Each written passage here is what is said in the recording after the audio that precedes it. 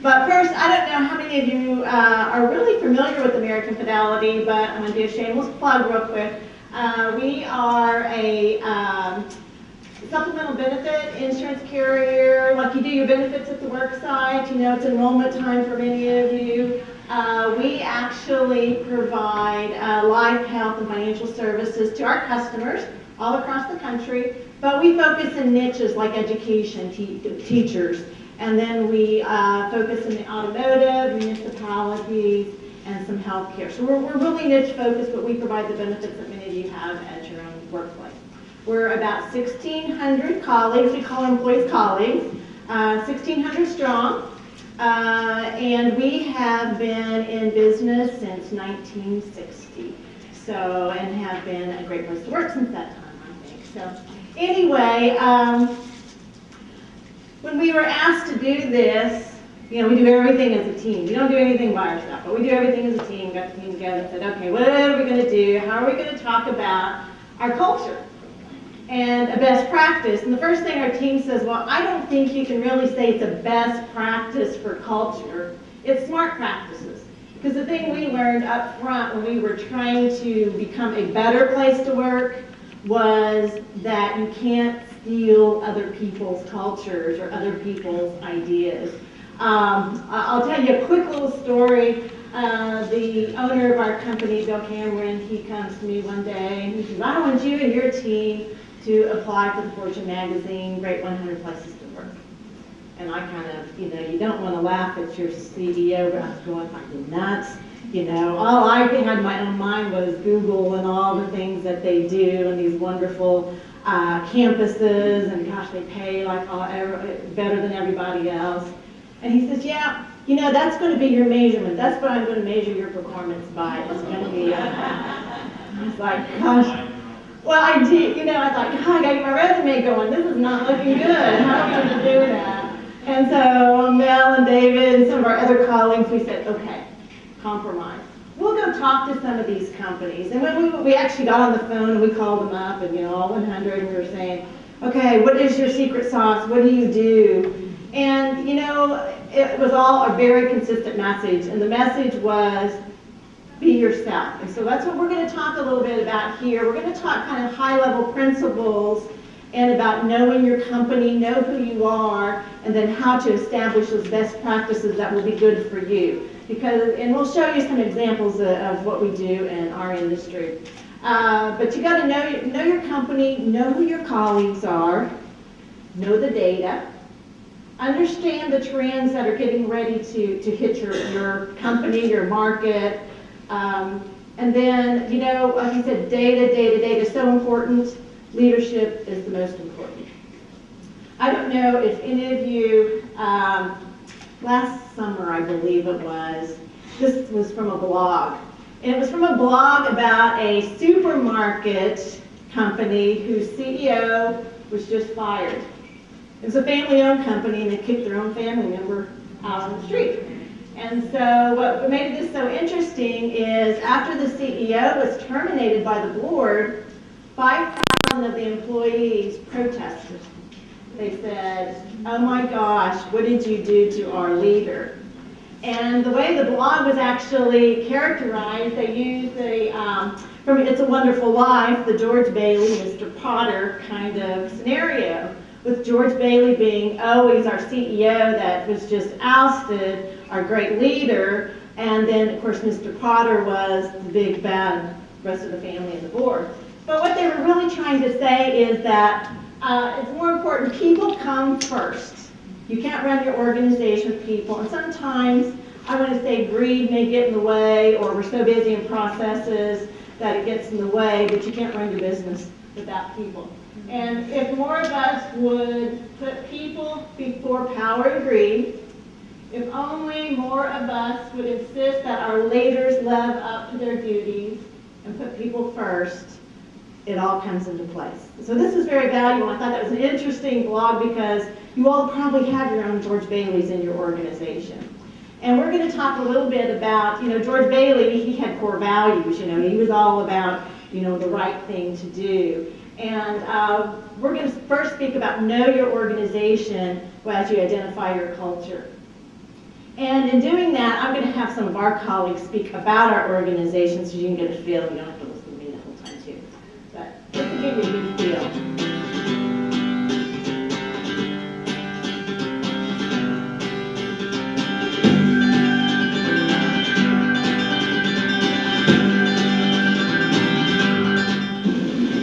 When I think of the core values, I think of some of the memories that I've had in the past, and one of my fondest memories was of John Rex and how he felt so strongly about the 5 AFs. I would even see him pulling out this brochure and showing it to new colleagues and discussing it. He always kept one with him at all times, and I think he knew that it was the heart and soul of American Fidelity. And what strikes me is, if you really watched him, is he always kept it in his pocket over his heart. And to me, that symbolized that he realized that was the heart and soul of American Fidelity. One of the core values that I always like is the financially secure. Not only is American Fidelity a company of integrity, but it is also financially secure, which gives me that wonderful sense of peace, knowing that they are financially secure. So those are just kind of little snippets coming from our colleagues and how they feel about it, because how many of you have core values? Yeah. How many of them actually have not visited them, but revisited them in the last 2 years? Okay. Because if you haven't, you probably should. It doesn't mean you rewrite them. It doesn't mean you change them. But we're going to show you a little bit about what's happening in our organization and why you need to revisit them, because people have different interpretations of core values. It's one thing having them in place 1 year, but for the following years, as your colleagues change, they interpret your core values differently. And we have what we call our 5 AFs. Everyone has something different. But when you live by your core values, that means you will have good retention. Because colleagues don't necessarily leave, as we know, for salary. They leave because they're not engaged in their environment, they can't see the bigger picture, and maybe a relationship with actually their manager. So we're going to talk about why some of the things why you need to revisit your core values. Well, this is what's happening in our company, and I can guarantee you probably the very same thing is happening in your organization. And we've talked about this for 10 years now, what's happening with the demographics. It's here, folks. You may not realize it's all happening in your organization, but you feel things are changing. Chances are you probably ought to look at your data. We pulled this for our board of directors last year, and I kind of want to show you. This was our predictions. We said, okay, the red are the boomers, the orange are our Generation X, and the green is our Generation Y. And as most of you know, the boomers are like 75, 76 million. I won't be exact, it depends on what you read. And then the Generation Y, they're about the same size. And then that middle generation's about maybe 50 million. So when we did our projections, we say, okay, at best bet, we want to keep our Generation X the same, because there's no more of them coming into the market. They are what they are. So let's try to keep that the same level in our organization. Yeah, we are what we are. And so then we said, okay, 42% right now of our population are boomers, and 34% are Gen X's, and 24% are Ys. And we said, okay, how quick is this thing going to change? So we said by 2015 we'd be a third, a third, and a third. And then really by 2025, look at who's running the organization from just numbers. Well, actually, we revisit this all along, and right now we are already a third, a third, a third. And so this is going to be accelerated. And here's our hiring. So if you want to know why we're a third, a third, and a third, as we mentioned, the Gen X, there's no more of them. They're already in the market. But almost 57% of who we hire are millennials. So this is causing your market, your business, your culture to change very, very quickly. And one of the things we did was let's revisit those core values to make sure everything's still aligned with this completely new environment that we have. Also, what does this mean with this change? The education level, this is our folks. And again, we're very, very represented in the marketplace. So this is our folks. And so what we know right now is they're a lot more educated. The Gen X and Gen Y have more education. So what does that mean? That means, particularly in technology, those two generations are not scared of technology. They actually demand technology. And so we know with technology, business is moving a lot faster. And I want to use a couple examples. How many of you have read much about the 3D printers that are out? Kind of a scary thing. The thought is that I can actually, instead of running to Lowe's, I can make my own hammer or a screw that came out of a piece of furniture. I was like, my own mind, I'm like, I just don't get that. How does that work? I can't change the ink thing in my printer, much less be able to do that. But I was reading the other day, there's actually one on the market for personal use that's under $3,000. And I don't know, I'm not going to tell my age, but I bought my first PC for about $3,000. And I was like, oh, wow. Google is really, really working hard on the cars that drive themselves. So what is that going to do to some industries? Think about when the cars start driving themselves, you know, they'll be able to change traffic patterns. What about insurance companies that provide car insurance? You know, their whole underwriting, everything's going to change. So as all this changes very quickly, all of these other industries are going to change. So we have to think about our whole world is going to rapidly evolve.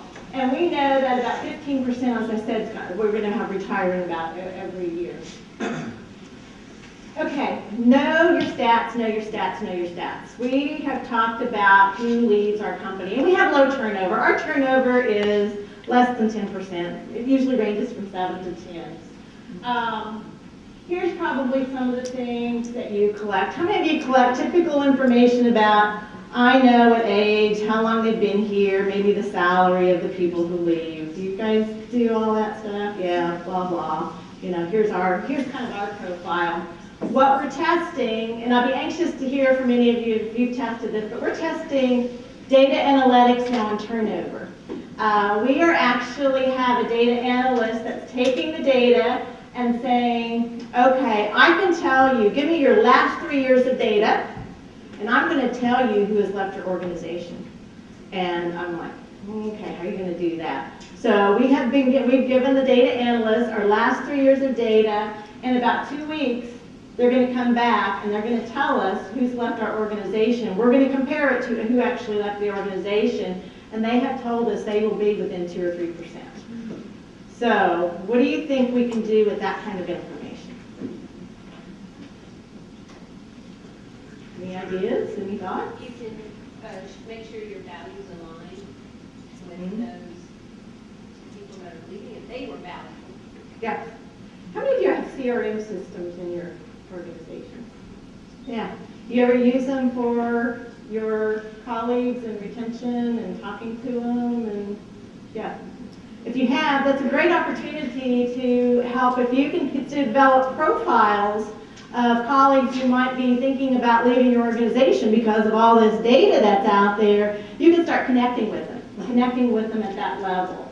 And so that's kind of the next step on retention with just this normal stuff that we use today, taking it to the next step. I'm going to talk a little bit about the 4 key things. These are high-level things to do in your organization. Other than, we talked a little bit about, okay, the demographics are changing us, but now we're going to start talking about knowing your environment.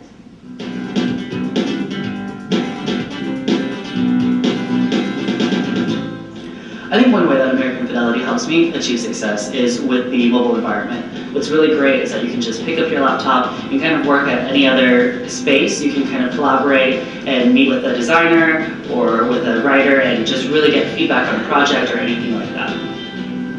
There are so many things I love about this company, but I would say that one of my very favorite things is the opportunity that we have to do a flex schedule. I really look forward to having every other Friday off, and working an extra hour every day for a couple of weeks makes that day off completely worth it. So I really, really appreciate that chance that we have here. I feel like AFA really cares about its employees.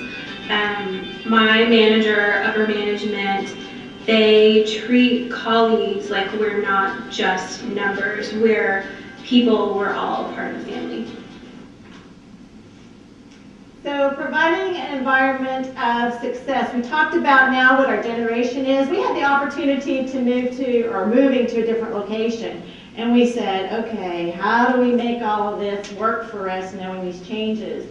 And so we went to a completely wireless environment, meaning not your laptops, your phone's in your laptop. I can kind of work anywhere I want to in the building. You're not hardwired to anything. And then we have actually been recognized a lot. We thought that was kind of cool, but we thought a lot of other companies did. But we've soon realized that that's kind of unique, that not a lot of companies have gone completely wireless in their environment. But what that also did for us is allow for us to build an open environment. We had colleagues on teams and they created the own workspace. And we went to a completely open work environment, which means no offices. I think within, we have about 1,600 employees. We're going to be moving about 1,100 to a new facility, and we're going to have probably 10 or 11 offices, and they're not even hard-walled. So everything is wide open, and that is to help accommodate some of the changing environment. We talked a lot about telecommuting and flex schedules. We've really pushed telecommuting a lot because it's a win-win deal. It's a win-win for your employees. It's a win-win for your customer. How many have closed their offices due to weather? Yeah. How do you think customers like that? Not so much. I mean, you're doing it for your employees. Customers don't like it so much. We have gone to an environment that says, hey, when it's bad weather day, you make the decision. You're mobile. You got your laptop. You either work at home, or take a day, personal day, or you come to the office. Typically, everybody works at home. I mean, we have like 80% of our, it's probably closer to 90% that can work from home. Our offices stay open. So that has been a win-win for not only our colleagues, but also our customers, along with the flex schedule. We need to provide an environment that's very high touch. This is a great example of customizing. We've got the demographics. Do you want to customize your communications in your organization by any kind of demographics? We had a tough issue come up, retirement plans. We know our millennials and our Gen X's don't necessarily contribute like they should because they've got a lot of other things going on to their retirement plans. And so we tried gamification this time. And what that really meant was we turned the education into a game. And we created scenarios like it was AF Julie and she started with the company and how much should she contribute, and then people all went in and used the systems and the tools and said, yes, this is what she should do. And then she was there 10 years and had kids. And then her kids went to high school and her husband lost his job. And Julie went through all kinds of little scenarios as part of the game. But the end result was we increased not only our participation, but now both generations now contribute, half of them contribute over 6%. And that is pretty phenomenal for that type of work. But this really hit the mark from trying to engage them and understand. Communication, things like, we went for Dress for Your Day, accountability. We got tired of dealing with dress codes. Y'all deal with dress codes? Worst thing you can have. We just said, we finally just said, stop, no more. We don't want to deal with this anymore. And we said, we're all adults. You dress for your day. If you were meeting with customers or vendors, anyone from the outside, you dress professional. Coat, tie, But if you're having a day where I'm at my desk, I'm turning out work, and I'm not really going to be doing any face-to-face, then you pretty much dress. You can wear your jeans or business casual or whatever. So at that point in time, we said, you make the call, we're tired of it. But this, again, is a very much alignment to our generation coming into the workforce. Communication. We all know that they want to know things straightforward. Our president often sends out communication that says, hey, I've heard this rumor, this is the fact. Extremely successful.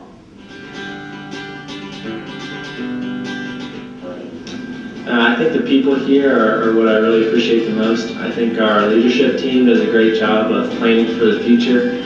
I'm always impressed by how ahead of the game we are and how we have things planned out, and that just makes things go more smoothly. AFA has helped me achieve success in my position by actually helping me find my current position.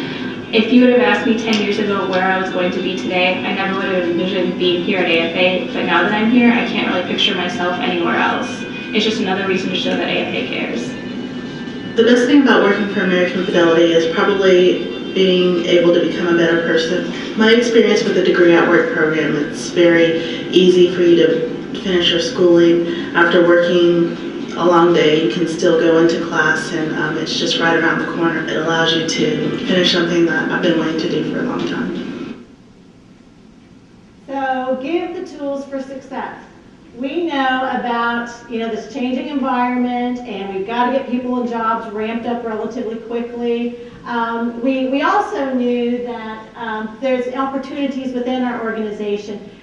Most people, I think, here do some kind of Lean or Six Sigma. We've kind of turned that into a cultural thing for us.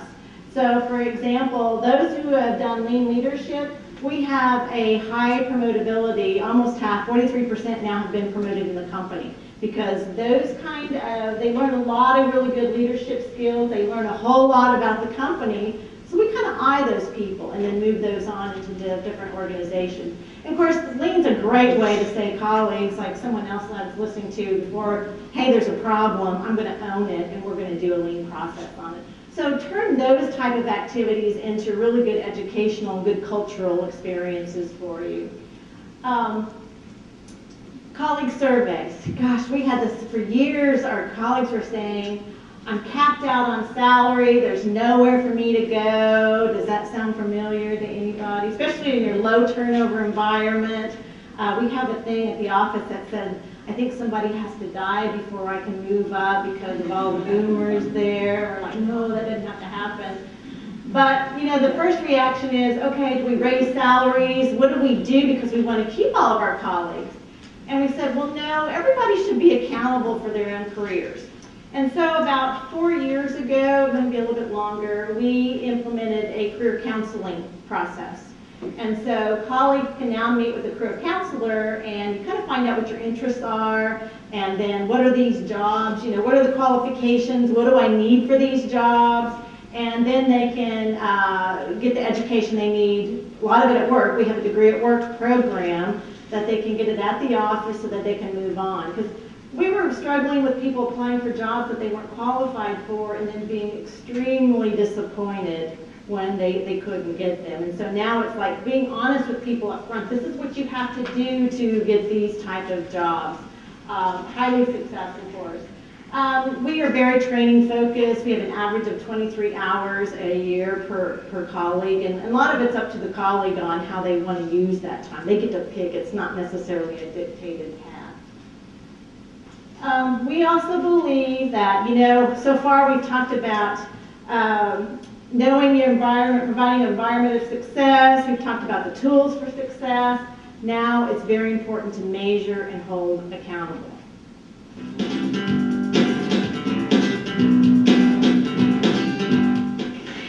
The 5 AS that American Fidelity has tells me that the company has a strategic goal and that they're working towards something.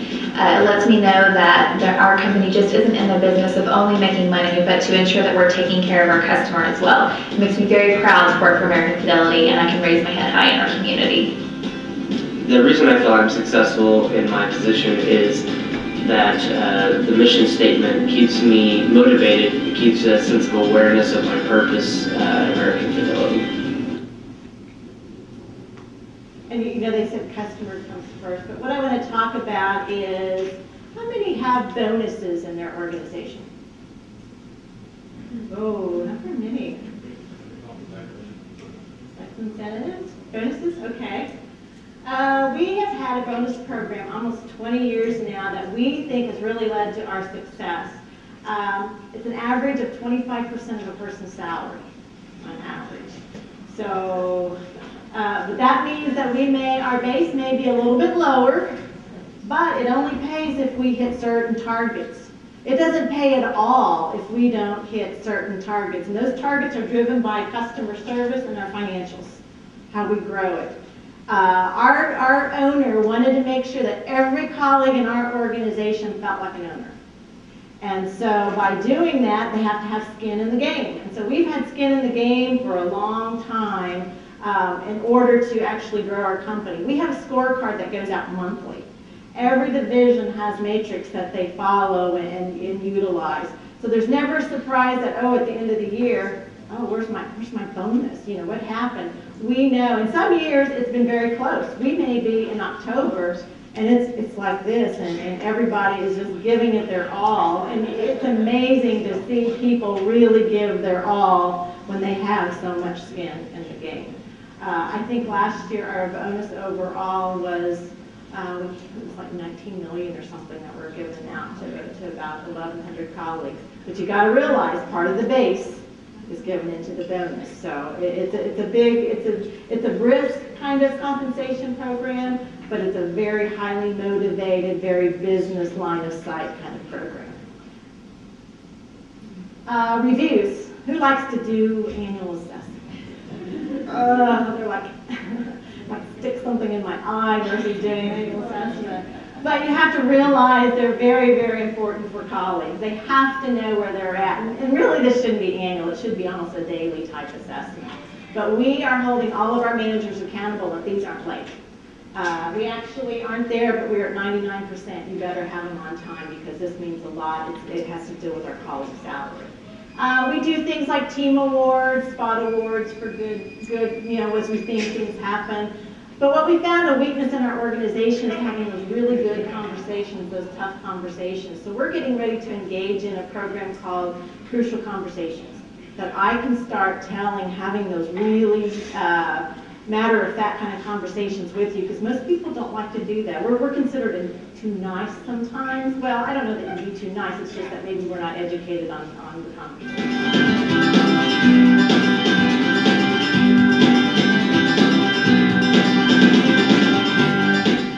Our customers are more than just a number, and it's important that we show that in all that we do. American Fidelity does so much for the colleagues here. We're not employees, we're colleagues. For instance, we get a bonus. American Fidelity takes the cake. I have to say that this is a great place to work. So reward success. How many are married? Okay. Anniversary. Why do you celebrate your anniversaries? Because you have to. I like that one. What happens when you don't celebrate your anniversary? Maybe I should put it that way. What happens? You sleep on the couch, yeah. It might be for a long time. Yeah. So what's your signal when you don't remember your anniversary? What does your spouse think when you don't remember your anniversary? You don't care. So that's very much the same thing. We try to keep an environment of celebration, because if something's important enough for your colleagues to do and focus on, it's important enough to celebrate. So it's a lot like your anniversary. It's very hard work. It's hard to stay married and be married and raise your family. So we think if it's important enough to do, it's important enough to celebrate. And that kind of gets out of the mindset of, oh, we got to work, or don't get in those frivolous kind of things. That's not good business. We think it's very good business. And we do a lot of really fun things at the office. Halloween's one of our favorite times. We dress up and we act goofy. So we do that, and I encourage, I don't care what industry you're in, do it. It makes a huge difference in your environment. And that's all the way up to the president. Some things don't have to cost money. We're very fortunate in our organization. We have on-site clinic and fitness center and things like that sometimes we take for granted. But the things that really hit home are our president does a really good job of recognizing people, and it might be on a spot basis. It might be a situation where, hey, John, you did a great job. I'm going to write you a note. I saw something in the hall. I'm going to write you a quick note, and here it is. And if you go to some of our colleagues' work areas, you'll see these notes from our president that they keep. I mean, it's really, really important that they receive that. That did not cost anything. So, you know, look at your environment, look what's important, recognize those things, and that's really what's going to make your culture. So, first of all, do you know who you are? Have you looked at your data? Do you communicate based on your data, or is it a one-size-fits-all? Are all your benefits a one-size-fits-all? Is your workspace a one-size-fits-all? You know, have you designed it about who you are or who you want to be? Because you can't copy somebody else. You know, our environment's very different from someone else's environment. But if you do that, you will be successful and you will have good retention rates. So with that, can I take questions? I know I'm just between here and the parking garage, so I can see that race for the end. No questions? Oh, good, thank you. I paid you, but that's okay, yeah. On your bonus, do you have issues? What if the company doesn't have a great year, but the employee has a great year? Does that not cause issues where the company did great, but I'm helping the slacker get his 25%? How do you handle that? Yeah, you know that there's two pieces to that, and one piece we're addressing right now. Our bonus being on the company level, we actually have components based on which division you're in and how they pay. So my division could do well and get paid a little bit more than this division over here. So you're very lined up to that. If you're like in IT or accounting or like HR kind of areas, yours is based on the company overall. But we do have that, oh my gosh, I'm sitting next to the slacker, how do I do this? And we don't see that as much as part of the bonus as it is the base pay. And we're actually working on trying to redesign where we can give more salary availability on the base side based on my contribution. And it'll move up and down in a given year. So we're trying to calibrate it from that standpoint and let the bonus be kind of overall. Yeah, we do have, our bonus does have the capability of putting it down to the team level if we want to. We haven't done that yet in too many areas, but we can do that. And that's hard to do your metrics for that. So, and then we do spot team award kind of